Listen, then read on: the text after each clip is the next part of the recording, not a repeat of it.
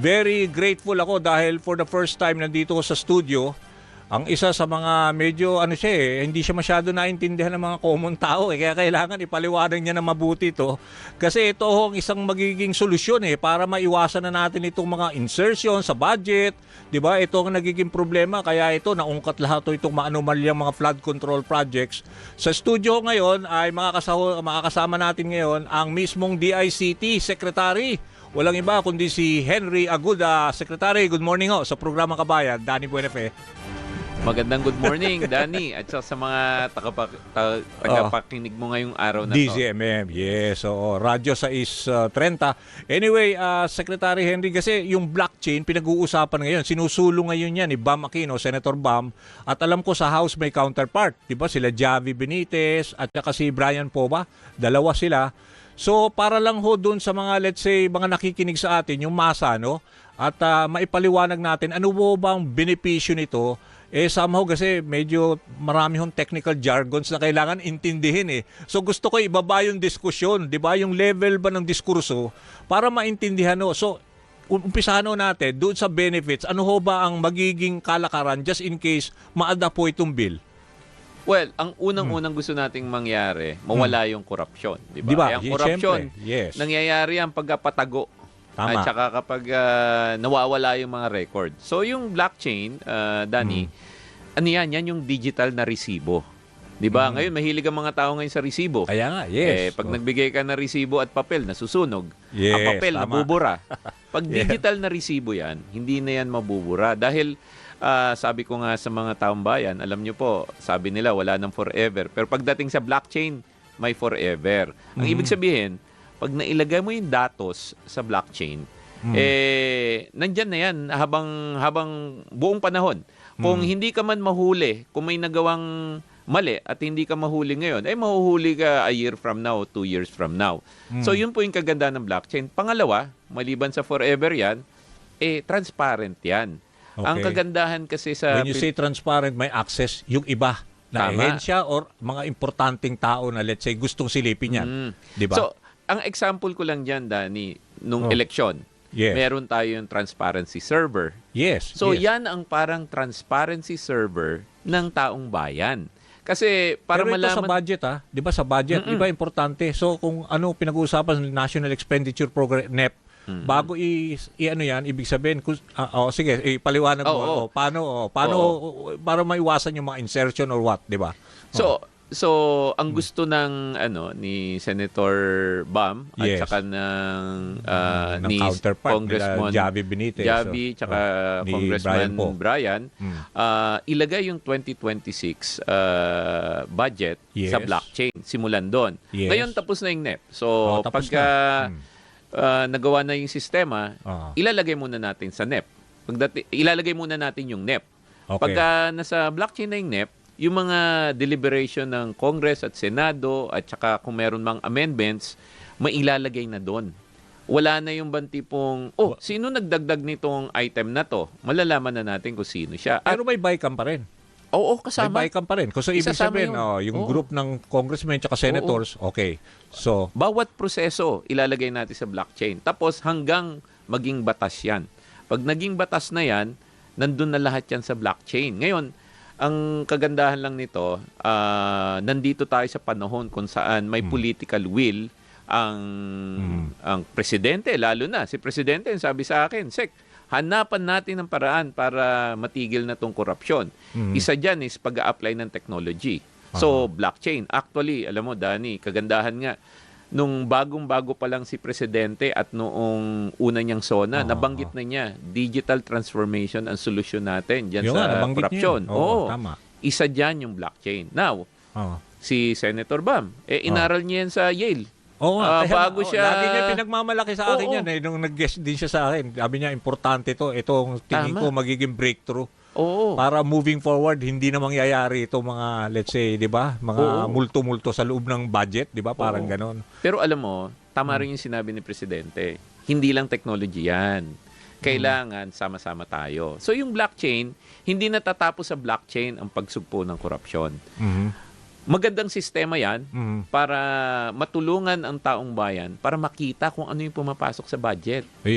Kasama Yun. dyan yung taong bayan. So, yun nga, ipaliwanag mo yung paano nila, kunwari, kasi parang digital ledger yan eh. Di ba? Tama. Yun ang sinasabi, yun ang Oo. term na lagi ko naririnig, di ba? Parang data recorder. Tama. So, whatever input, let's say, merong bidding. Di ba? Oo. Yan ang mga importante naririnig natin ngayon. May bidding. Merong mga procurement. Tama. Tapos yung mga specs, kung nasusunod, Oo. para Tama. hindi na mga overcharging. Lahat ba ng ipinapasok na ganyan sa budget?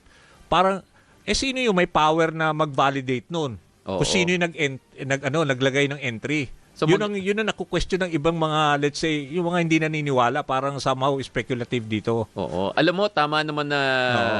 karapatan ng bawat isa na magduda. In Di ba? fact, Tama. pag Oo. nagduda ka, ibig sabihin, masusi kang sumusuri kung ano yung mga isinusulong ng gobyerno. Kaya. Pero dapat hindi tayo matapos sa pagdududa. Dapat may aksyon at pakikiisa doon sa mga gusto nating gawin para magbago. So, yung analogy mo na recorder. Yan. So, ang blockchain, hindi lang siya recorder. Okay. Recorder na siya at saka radyo. Pag na-record na niya, pwede mong i-play ngayon para marinig mo kung ano yung mga nangyari, kung ano yung na-record. Now, Okay. analogy ko sa transparency server, di ba? Oo. Yung record yung mga boto, habang yung mga boto pumapasok, sino ba yung sumusuri? Publiko, through the media.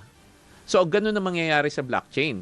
Habang ginagawa yung budget at habang may ginagastos ka na galing sa budget, nasusuri ng mga taong bayan. Hindi, paano nila nakikita? Ibig sabihin sa proseso sa Senado or sa Kongreso, Oo. ganon, para naka-live stream din or nasa app or what? Paano? Well, hindi lang live stream. Yung live stream, yun yung deliberation. Oo, kaya Ngayon nga, naman, oo. ginagawa na yan. Oo. Ang maganda is, pag yung ledger, pwede mo ngayong ikabit sa isang application o sa isang system. Okay. Let's say, example lang, Oo. kamakailan sila Donald Lim ng Blockchain Association, Yeah. nagbuo sila ng transparency chain.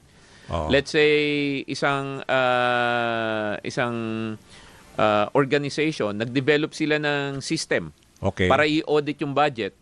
Pwede na nila ngayong yung system nila bantayan yung chain mismo. Yung blockchain kasi parang isang database yan. Mhm. Ngayon, yung gagawa ng panunuri niyan, Oo. pwedeng gumawa ng system para kunin yung data doon sa blockchain. Isang example, Sige nga. Danny, ginawa ng Pangulo natin uli yan. Yung isumbong mo sa Pangulo website. Website. Oo. Yun nga naging source nila, Senator Tama. Lacson ngayon. Kaya naungkat lahat itong mga problema, di Di ba? ba? Pinakita ni Presidente yung database. Oo. Nakita ni Senator Lacson, siya na yung nag-digest at siya nag-investigate at siya yung naglabas ng mga detalye. Ganon din yung blockchain. Ganon yung mangyayari. Parang website din. Parang gano'n na somehow meron kang ordinary citizen like media outlet can source out na kunwari, Oo. eto ano nangyari dito let's say sa Bulacan. Oo. Ano ang mga pinasok na budget? Parang gano'n. Makikita mo at ano yung mga let's say development do sa project na yon. And then makikita mo rin ba kung sino yung project proponent? Mga gano'n. Oo. So, iisa-isahin natin, Oo. yung inisyatiba muna ngayon is just tip of the iceberg. Budget pa lang yan. Okay, Pag budget naging nga. batas yan, ilalagay sa blockchain. Hindi lang isang blockchain ang kailangan natin. Marami. So, blockchain mo yung budget. Budget. Tapos si DBM, Department of Budget and Management, ibla-blockchain nila lahat ng SARO at saka lahat ng mga disbursement. Tapos down the road, dapat ibla-blockchain din lahat ng mga government agencies, yung kanilang mga bidding, yung mga nananalo. Oo. Ang kaduluduluhan yan, Yeah. bawat piso na lumabas sa kaban ng bayan, dapat naka-blockchain. Hindi ba ang ganda nun? Sabihin mo, itong piso na to, saan ginastos to? Tapos malalaman ko dito sa project na to, dito sa contractor na bayad. Ito ang kagandahan ito ang pakinabang ng taong bayan sa piso na linabas dito sa blockchain. So every peso accounted for. Di ba? Ayun. Ano mangyayari? So kaya nga 'di ba nung nag-appear nga kayo dun sa Senate, 'di ba, yung kay kay Senator Bam, nakita ko, sabi niya nga dalawa na ba? Tama ba? LGUs ang nag-a-adapt nito? Baguio and yung isa pa Tapos apat yata ang mag-a-adapt nito. Di kasi maganda magsimula sa LGU. Di ba? Kunwari, isa city or what. Tapos nakikita nila yan and it will play out na in other. Di ba? Like sa budget. Kasi importante kasi yung budget. Doon nagkakaroon ng mga anomalye. Di ba? Hindi lang yun, Danny. Taon-taon, Oo. trilyon-trilyon ang binabudget natin. Lahat yan nagsisimula sa GAA.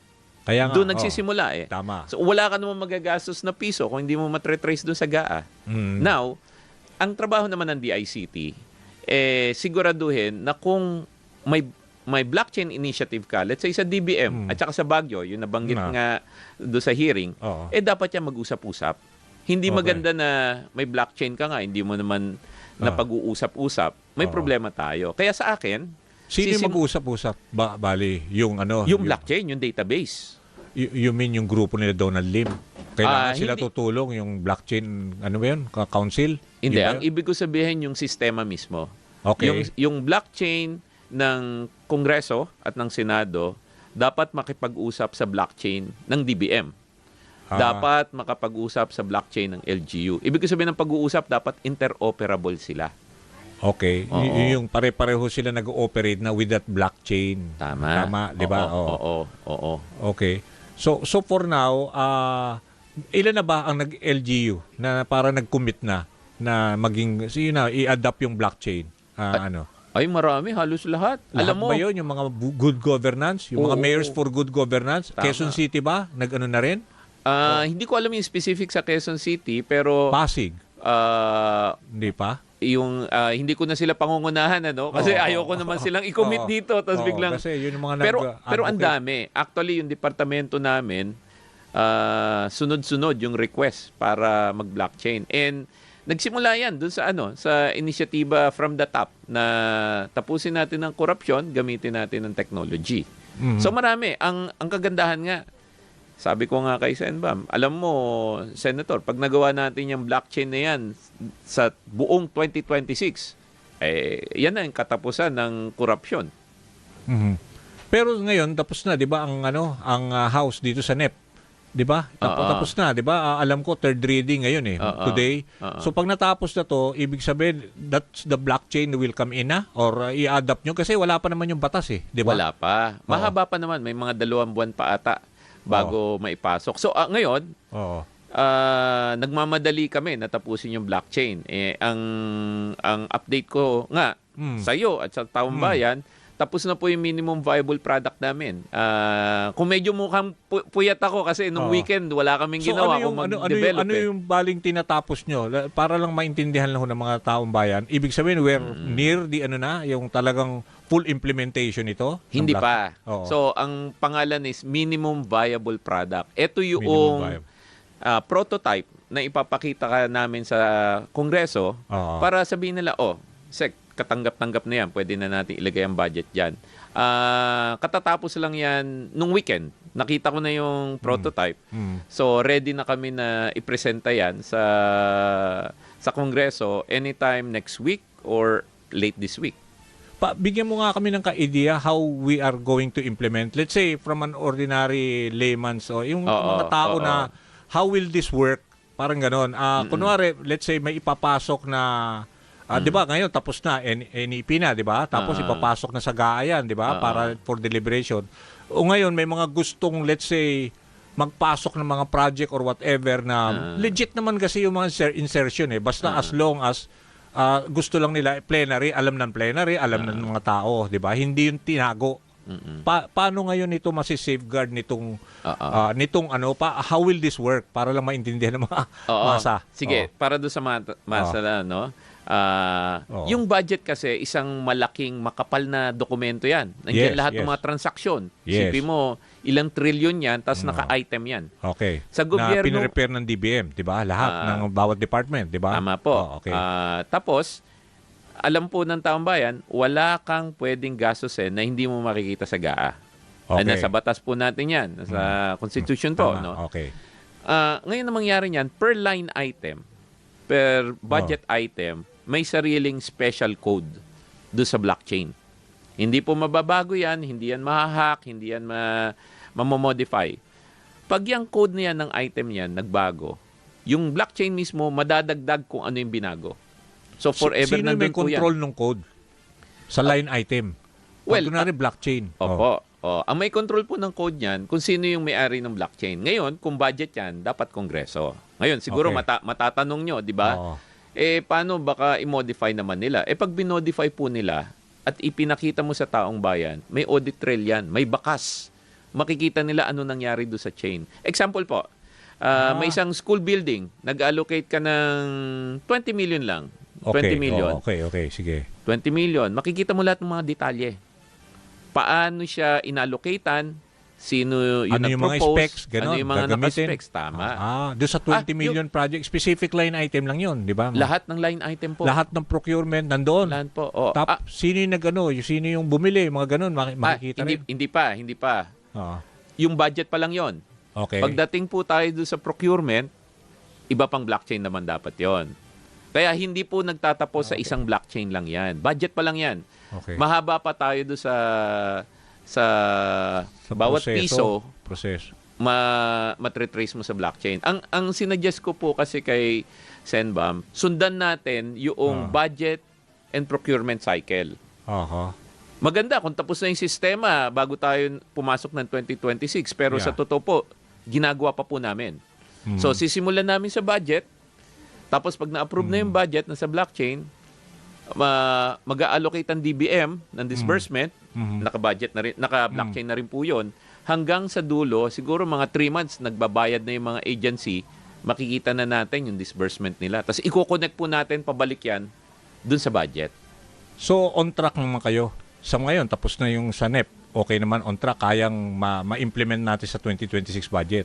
Itong blockchain. Kung nasaan po ako ngayon, kaya po. Depende na lang po yan kung gaano tayo kabilis mag-move. Ako po, yung sa akin, the way I operate is, kapag you needed that yesterday, hindi na po kami matutulog. Tatapusin namin yan hanggang matapos.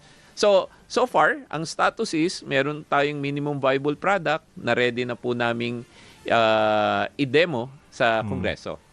Kaya nga, so yung pag sinabi mo minimum viable product ba? Tama ba? Oo, tama. So ibig sabihin, yun pwede na ba natin ma-apply ngayon sa mga LGUs muna?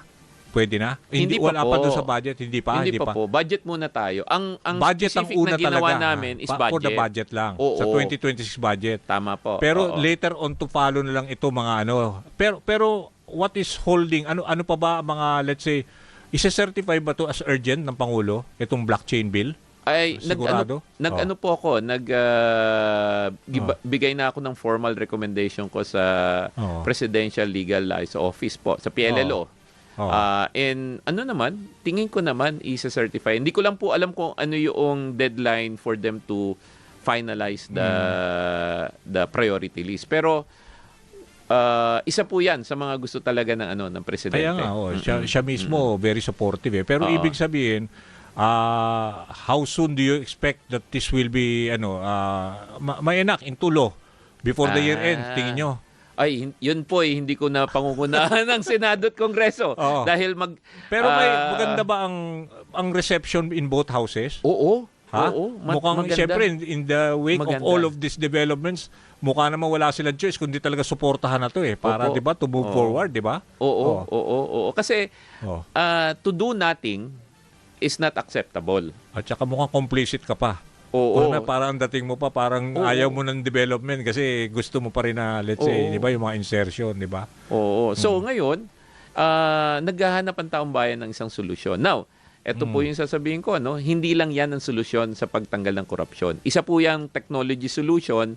Ang sabi nga ni Presidente, kasama na dyan, baguhin natin yung proseso, baguhin natin yung ability for people to easily see kung ano yung mga transaksyon ng gobyerno. Babalik po ako doon sa sumbong mo sa Pangulo. Ganun. Yun yung natin. Yun yung example po natin na gusto natin gawin. Oo, at saka siya lang yung nag-implement ng ganyan Tama. Na ang daming, pati mga media outlets, yun ang ginagamit ngayon, di ba? PCIJ, di ba? Nasilip. Tama. Because he opened that, yung can of worms na parang sinasabi nga nila na he is the only president. Nakausap ko rin Secretary Dave. Sabi niya, ito lang ang presidente na nag-open ng, ng kanilang corruption in government, di ba? The only president na nag-admit na merong ganitong na malawakan. So, pati ito mga move na blockchain, ito ba hindi ina-adapt pa sa ibang bansa? Tama ba, Secretary? Hindi. Na-adapt na ba? Hindi ito bago. Hindi ito bago. So, anong bansa yung nire-replicate natin dito sa technology Well, na to? hindi naman natin sila kinokopya, pero ginamit na po yan sa Estonia. Sa buong mundo po, pag sinabi mong Estonia, yan yung parang... Di ba communist yan? Hindi naman. Hindi. Democratic yan. Democratic Actually, na yan ba? yung pagka nagbotohan sila, pwede ka na sa iPad. Okay, O, okay. yan yun, Estonia. Tapos may mga iba pang mga bansa na gumamit na yan. Pero wag na tayong lumayo. Ginagamit po natin yan sa Pilipinas. 10 years na pong ginagamit dito. Ako po, nung nasa bangko, isa sa mga paggamit namin ng blockchain is regulatory and compliance. In-approve po yung sistema na yan ng Bangko Sentral. Alam mo, pagka in-approve ng Bangko Sentral, ibig sabihin bank grade at saka maayos. So matagal na po natin ginagamit yan. May mga expert po tayo sa Pilipinas on blockchain. I see. Naku, kinapos na ho tayo ng oras mag-aalas 11 na. Pero at least napaliwanag nyo no, sa amin yung basic, di ba? Tsaka maraming salamat to. Meron ho palang libro na ibinigay sa akin, Secretary Henry Aguda. Ayan, no? Opening the Archipelago, the story of blockchain in the Philippines. Napaka, helpful nito pag-iintindi natin dito sa... So, ayaw mo naman sabihin pa, no, kung mga more or less kailan ang may papasa into batas, parang ganon. Secretary. Yung batas, dadaan po ng proseso ng Kongreso, hindi ko na po sila pangungunahan. Pero ang sagot ko po is, kung kailangan na ng sistema, hindi naman kailangan hintayin yung batas. Pwede na simulan na namin ngayon. Yan po yung ginagawa ko ngayon. Yung batas ni Senator Bam at saka ni Kong Brian and Kong Javi, para palakasin mismo yung adoption ng blockchain sa buong gobyerno naman. Yan. Okay. Sige po. Bago ako magpaalam kay Secretary, lilawin ko lang, no, yung yung flash report natin kanina, yung 23 centavos per kilowatt hour na itataas sa singil ng Meralco. So 23 centavos per kilowatt hour ang itataas para ho sa October billing ho yan. Anyway, maraming salamat to, Secretary, sa inyong pag-guest dito sa studio until the next. Anytime po. At at least naliwanagan ng ating mga kababayan tungkol sa pinaka-importanting features nitong blockchain na ipapatupad hopefully dito sa 2026 budget.